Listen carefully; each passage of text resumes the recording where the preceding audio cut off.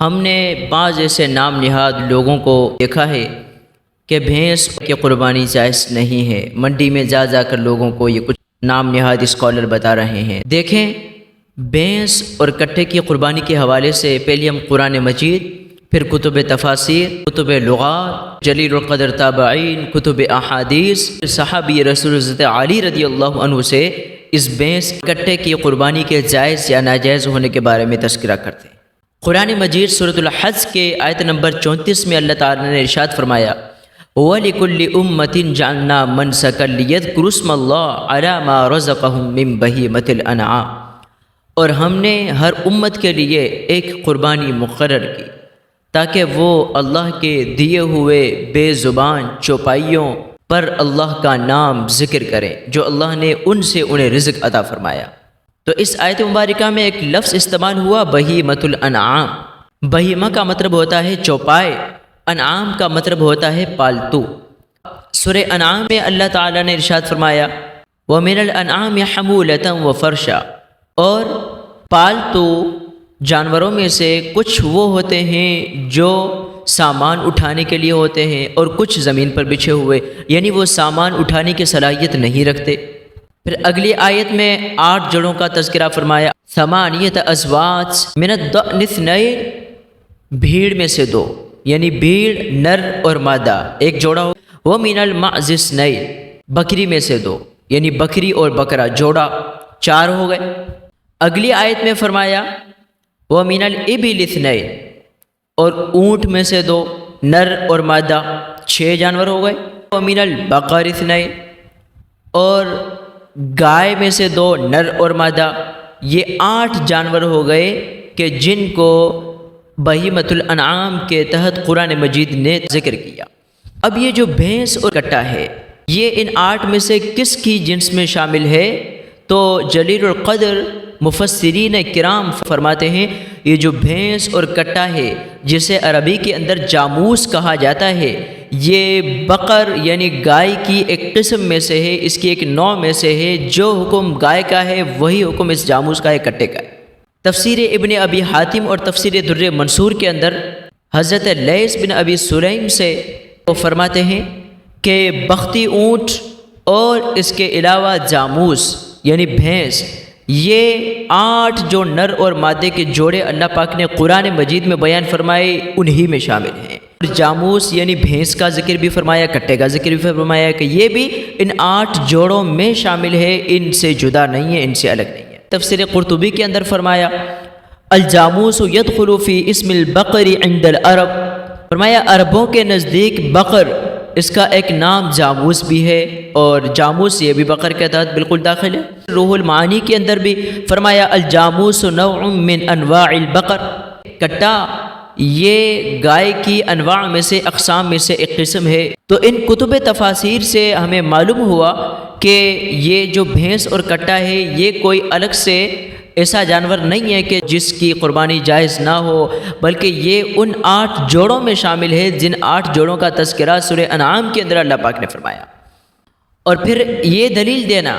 کہ یہ اس لیے جائز نہیں ہے کہ اللہ کے نبی صلی اللہ علیہ وآلہ وسلم سے ثابت نہیں ہے، تو بھائی اہل عرب کے اندر یہ کٹا یہ بھینس پائی نہیں جاتی تھی، اس کا مطلب یہ تھوڑی ہے کہ اس کی قربانی جائز نہیں ہے۔ پھر اس کا دودھ آپ کے لیے کیسے حلال ہو گیا جب اللہ کے نبی نے دودھ پیا نہیں، جب اللہ کے نبی نے گوشت کھایا نہیں؟ تو معلوم ہوا کہ اللہ کے نبی کا کسی چیز کو نہ کرنا یہ اس بات کی دلیل تھوڑی ہے کہ وہ چیز ناجائز و حرام ہے، وہ تو عرب میں پائی نہیں جاتی تھی، اور جب اس تک رسائی ہوئی جن جن علاقوں میں یہ پائی جاتی ہے، جب وہاں شرعی حکم معلوم کیا گیا تو اس وقت بڑے بڑے مفسرین تابعین، یہاں تک کہ حضرت علی المرتضیٰ سے بھی ہے، انہوں نے فتویٰ دیا کہ یہ گائے کی ایک قسم میں سے ہے، اس کا وہی حکم ہے جو گائے کا حکم ہے۔ اب لغت کی بڑی بڑی کتابیں جہاں بقر کا ذکر ہوا، لسان العرب کے اندر ہے، الجاموس نوع من البقر،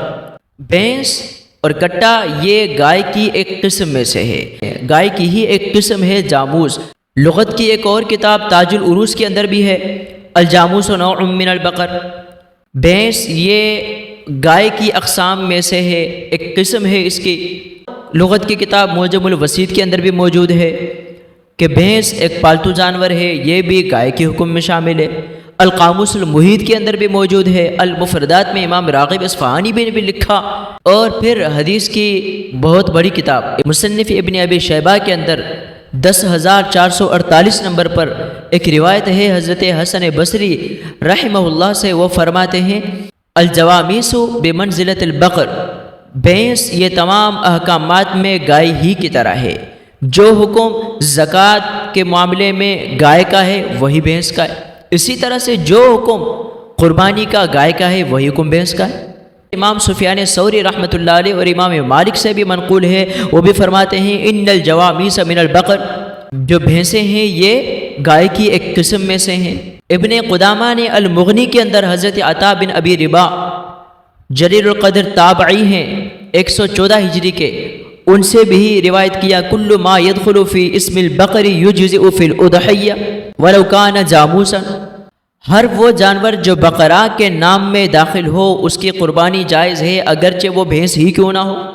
کیونکہ بھینس بھی بقرہ کے نام میں داخل ہے، شامل ہے، اسی کے ایک قسم میں سے۔ امام ابراہیم نخعی رحمۃ اللہ علیہ وہ فرماتے ہیں کہ بھینس کی قربانی بالکل جائز ہے جیسے گائے کی قربانی جائز ہے، کیونکہ یہ گائے کی ایک جنس میں سے ہے، اسی کی ایک قسم میں سے۔